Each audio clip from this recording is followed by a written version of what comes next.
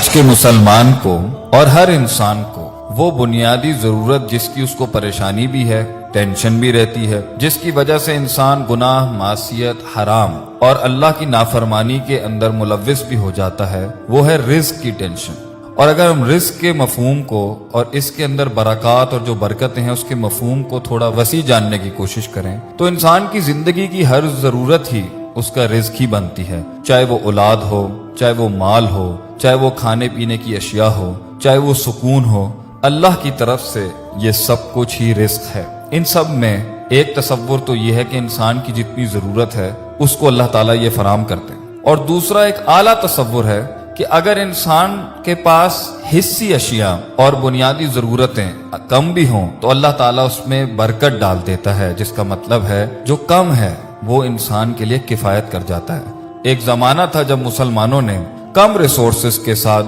زیادہ سے زیادہ ترقی حاصل کی، جسمانی اعتبار سے، حصی اعتبار سے، روحانی اعتبار سے، اجتماعی اعتبار سے، انفرادی اعتبار سے، ہر محل کے اندر، ہر پہلو میں مسلمانوں نے وہ کارنامے پیش کیے کیونکہ وہ ایک بنیادی ضرورت کو اور ایک بنیادی اصول کو اور ایک بنیادی حکم کو اور ایک بنیادی اصل کو ہمیشہ سے قائم رکھتے تھے اپنے اندر اور اپنے گرد و نواح میں۔ مسلمانوں نے جب اس چیز پر کمپرومائز کیا تو آج مسلمانوں کے پاس اتنا سب کچھ ہونے کے باوجود بھی سکون نہیں ہے، اطمینان نہیں ہے، راحت نہیں ہے، فرح نہیں ہے، وہ بیلنس نہیں ہے، وہ ایکولیبریم نہیں ہے، وہ پیس نہیں ہے جو ہمارے دین کا اور ہمارے اللہ کا وعدہ بھی ہے، اور وہ ہے تقوی، اللہ کی پرہیزگاری، اللہ کے احکام کی لاج رکھنا، اس کی فرما برداری کرنا، اس کے حکموں کو بجا لانا، اور اگر نہ بھی کر پائے تو اس پہ ندامت اور شرم کا احساس ہونا۔ اس سے انسان کو زمین اور آسمان کی دولت کے دروازے مل جاتے ہیں۔ کم زیادہ پڑ جاتا ہے اور زیادہ جو ہوتا ہے وہ پھر انسان دوسروں کی مدد کے اندر لگاتا ہے۔ اللہ تعالیٰ قرآن میں فرماتا ہے وَلَوْ أَنَّ أَهْلَ الْقُرَىٰ آمَنُوا وَاتَّقَوْا، اور اگر بستی والے ایمان لاتے اور تقوی کی زندگی اختیار کرتے لَفَتَحْنَا عَلَيْهِمْ بَرَكَاتٍ مِّنَ السَّمَاءِ وَالْأَرْضِ، تو ہم ضرور بالضرور کھول دیتے اس کے اوپر زمین اور آسمان کی برکتوں کو۔ اس آیت میں ذکر اسی نعمت کا ہے، اسی رحمت کا ہے، اسی رزق کا ہے، اسی برکت کا ہے۔ انسان کو جو کم ہے وہ اس کے لیے پورا پڑ جاتا ہے، اور اسی طرح مسلمانوں نے پوری دنیا کے اندر اپنے علم کا، اپنے ہنر کا، اپنی محنت کا، اپنے نام کا، اپنے اخلاقیات کا اور اپنی طاقت کا لوہا منوایا جب ان کے پاس تقوی تھا، ایمان تھا، اللہ پر یقین تھا، اس کی ماننے کی اور اس کی پیروی کرنے کی اور اس کے نبی کے فرمان کی پیروی کرنے کی پوری نیت بھی تھی اور یقین بھی تھا۔ اللہ فرماتے ہیں سورہ ہود میں وَيَا قَوْمِ اسْتَغْفِرُوا رَبَّكُمْ، اے میری قوم اگر تم نے استغفار کیا، ثُمَّ تُوبُوا إِلَيْهِ، اور پھر تم توبہ کے مستقل پروسیس میں اگر ہمیشہ مشغول رہے کہ تمہیں اپنے گناہوں پہ ندامت رہی، دل میں احساس ہوا، اس چیز کا ڈر تھا کہ میں نے اللہ کی شان میں یا اللہ کے عرش کے نیچے اس کی نامانی، اگر یہ ندامت، یہ احساس تمہارے اندر تھا تو اللہ فرماتا ہے یرسل السماء علیکم مدرارا، ہم تمہارے اوپر ایسی بارش اور ایسے بادل جو پانی اور بارش سے بھرے ہوئے تھے، موسلادھار بارش سے بھرے بھیجتے کہ تمہارے ہاں خوشحالی ہی خوشحالی، ہریالی ہی ہریالی، ایگریکلچر ہی ایگریکلچر، پانی کی فراوانی، رزق کی فراوانی تمہاری اس توبہ اور استغفار کے تحت ہم بڑھا دیتے۔ وَيَزِدْكُمْ قُوَّةً إِلَىٰ قُوَّتِكُمْ، اور ہم تمہاری قوت کو مزید بڑھاتے اور بڑھاتے، تمہاری طاقت کا ہر وہ ایسپیکٹ جسے تم سمجھ سکتے ہو، ہر ڈیمنشن میں، ہر ڈومین میں ہم تمہیں طاقتور کرتے۔ وَلَا تَتَوَلَّوْا مُجْرِمِينَ، اور نہ پھر جانا تم اس حالت میں کہ تم مجرم ہو، جرم کرنے والی حالت میں مت جانا، اللہ کا انکار کرتے ہوئے یا اس کے فرامین کا انکار کرتے ہوئے یا اس سے منہ موڑتے ہوئے۔ اسی طریقے سے اللہ فرماتے ہیں وَمَن يَتَّقِ اللَّهَ، اور جو اللہ سے ڈر گیا، اس کا احساس اس کے دل میں پیدا ہوا کہ میں اپنے رب کی مخلوق ہوں، میں نے اس کے پاس جانا ہے، ایک دن اس کو حساب دینا ہے، اس زندگی کا، ان لمحات کا، ان لحظات کا ایک دن میں نے اکاؤنٹیبلٹی دینی ہے، تو کیا ہوگا؟ یجعل لہ مخرجا، ہم اس کو مخرج دیں گے۔ مخرج اگر آپ نے سنا ہوگا، مخرج ایگزٹ کو کہتے ہیں، اور یہاں پہ مراد ہے ہر پین، ہر ٹرائل، ہر ٹریبولیشن، ہر مایوسی، ہر غم، ہم کرب، زندگی کی ہر تکلیف سے جو مخرج ہوگا، جہاں چاروں دروازے بند ہو جاتے ہیں، پانچواں رستہ جو ہوگا، ہر تنگی کے اندر سے جو شرح صدر ہوگا وہ اللہ کرے گا۔ اور آیت میں اللہ آگے فرماتے ہیں وَيَرْزُقُهُ مِنْ حَيْثُ لَا يَحْتَسِبُ، اور رزق ہم تمہیں وہاں سے دیں گے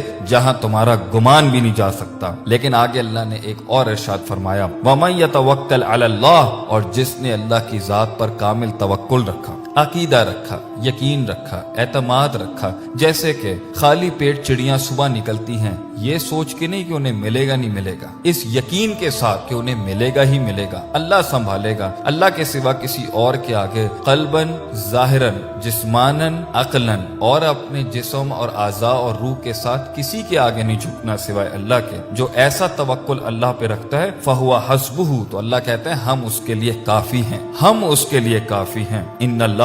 بالغ امرہ، اللہ اپنے معاملات کو پہنچا دیتا ہے جہاں اسے پہنچانا ہوتا ہے۔ قد جعل اللہ لکل شیء قدرا، اللہ نے ہر چیز کی قدر، اس کی تقدیر، اس کی مقدار بیان کر دی ہے، ہونا وہی ہے جو اللہ چاہتا ہے۔ اسی طریقے سے اللہ تعالیٰ ایک اور جگہ فرماتے ہیں فَقُلْتُ اسْتَغْفِرُوا رَبَّكُمْ إِنَّهُ كَانَ غَفَارًا، بے شک کہ اللہ بہت معاف کرنے والا، بہت رحیم ہے۔ تو کیا ملے گا اس ندامت میں؟ کیا ملے گا اس تقوی سے؟ کیا ملے گا اس تعلق باللہ سے؟ کیا ملے گا اس تذلل سے؟ کیا ملے گا اس عاجزی سے؟ کیا ملے گا اس احساس سے کہ ہم نے اپنے مالک کا حق ادا نہیں کیا، ہم نے زندگی کا حق ادا نہیں کیا، ہم نے اپنے رب کو وہ نہیں دیا جو ابلیس نے چیلنج کیا تھا؟ کیا ملے گا؟ یرسل السماء علیکم مدرارا، اللہ تمہارے اوپر بارشیں بھیجے گا، بادل بھیجے گا پانی سے بھرے ہوئے، جس سے مردہ زمینوں میں فصلیں اگیں گی، پھر انڈسٹریاں بنیں گی، پھر خوشحالی آئے گی، مال و دولت آئے گا، سکون بھی آئے گا، اطمینان بھی آئے گا، اور راحت اور سیکیورٹی اور امن بھی ملے گا۔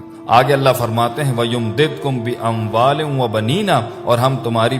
تمہاری اس توبہ استغفار سے جو ہم نے شروع میں بتایا تھا تمہیں، فَقُلْتُ اسْتَغْفِرُوا، اگر تم استغفار کرو گے کیا ہوگا؟ وَيُمْدِدْكُمْ بِأَمْوَالٍ وَبَنِينَ، ہم تمہیں بیٹے دیں گے، مال دیں گے، وَيَجْعَلْ لَكُمْ جَنَّاتٍ وَيَجْعَلْ لَكُمْ أَنْهَارًا، تمہیں باغ دیں گے، دنیا میں بھی دیں گے، آخرت میں بھی جنت دیں گے، اور تمہیں اس میں نہریں دیں گے، خوشحالی دیں گے، سکون دیں گے، اطمینان دیں گے۔ اسی طریقے سے اللہ تعالیٰ نے قرآن میں فرمایا یا ایھا الذین آمنوا ان تتقوا، اے ایمان والو اگر تم نے اللہ کا تقوی اختیار کیا، ان تتقوا اللہ یجعل لکم فرقانا، ہم تمہیں فرقان دیں گے۔ اس آیت میں بہت اسباق ہیں، یہی کافی ہے۔ اسی طرح اللہ نے فرمایا یا ایھا الذین آمنوا، اے ایمان والو ان تتقوا اللہ، اگر تم نے اللہ کا تقوی اختیار، گاڈ کانشسنس، پرہیزگاری، پرفارمنسز، پروڈکٹیوٹی، نماز، روزہ، حج، زکوٰۃ، اخلاقیات، اذکار، صبح شام اللہ کی یاد، توبہ، نماز کے بعد کے اذکار، زندگی کو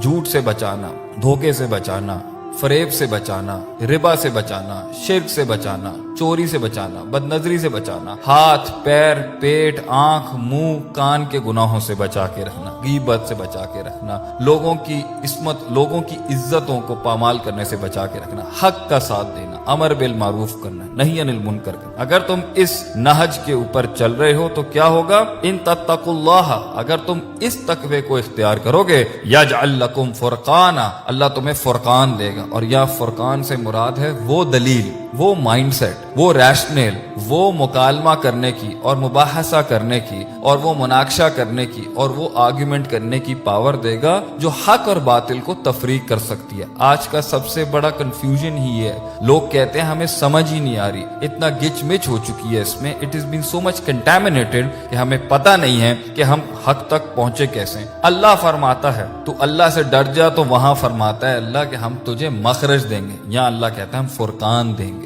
تقوی کی بنیاد پر آپ کو کلیئرٹی ملے گی، تقوی کی بنیاد پہ آپ کو ٹرانسپیرنسی ملے گی، تقوی کی بنیاد پر ہی آپ کو اللہ تعالیٰ حق کو پریزنٹ کرنے کی طاقت دے گا، اور تقوی کی بنیاد کے اوپر ہی اللہ تعالیٰ آپ کو وہ فرقان دے گا جس سے باطل کا سر پیٹا جا سکتا ہے دلائل اور براہین کے ساتھ۔ اسی طریقے سے اللہ تعالیٰ فرماتے ہیں ایک اور مقام کے اوپر وَنِسْتَغْفِرُوا رَبَّكُمْ، اگر تم نے استغفار اور توبہ کی، تقوی، پرہیزگاری، گاڈ کانشسنس، ثُمَّ تُوبُوا إِلَيْهِ، ماضی کی بھی کی اور ثُمَّ تُوبُوا إِلَيْهِ، اور بعض مفسرین کہتے ہیں توبہ سے مراد آنے والے کی بھی، جو مستقبل میں ہونی ہے اس کے بارے میں بھی ڈر کے رہے اور احساس رہا کہ جو آج ہو رہا ہے اللہ ہمیں اس کے لیے معاف کر دے۔ کیا ہوگا؟ یمتعکم متاعا حسنا، ہم تمہیں متاع دیں گے، مال و دولت دیں گے، دنیا کا ساز و سامان دیں گے،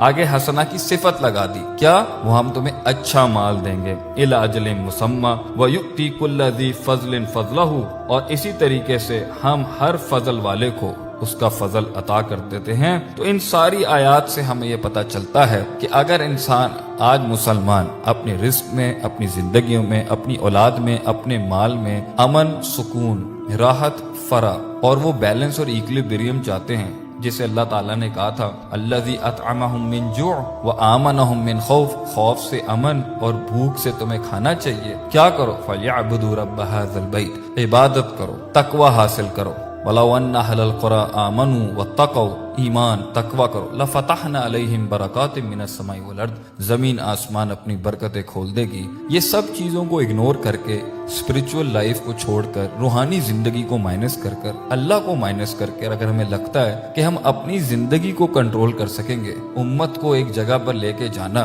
اور امت کو ایک رستہ دکھانا، اور اس امت کو بھی جس نے شاید ابھی تک دین کی دعوت نہیں پہنچی یا قبول نہیں کی، یہ تبھی ہو سکتا ہے کم سے کم ریسورسز میں زیادہ سے زیادہ پرفارمنسز تبھی ہو سکتی ہیں مسلمانوں سے جب وہ تقوی، ایمان، پرہیزگاری، استغفار، توبہ، انابت، احساس، ندامت کی زندگی کی طرف رجوع کریں گے۔ اللہ تعالیٰ زمین اور آسمان کشادہ کر دے گا اس دنیا میں ہمارے لیے۔ اللہ تعالیٰ مسلمانوں کے ہر قسم کے حالات میں آسانی اور رحم فرمائے۔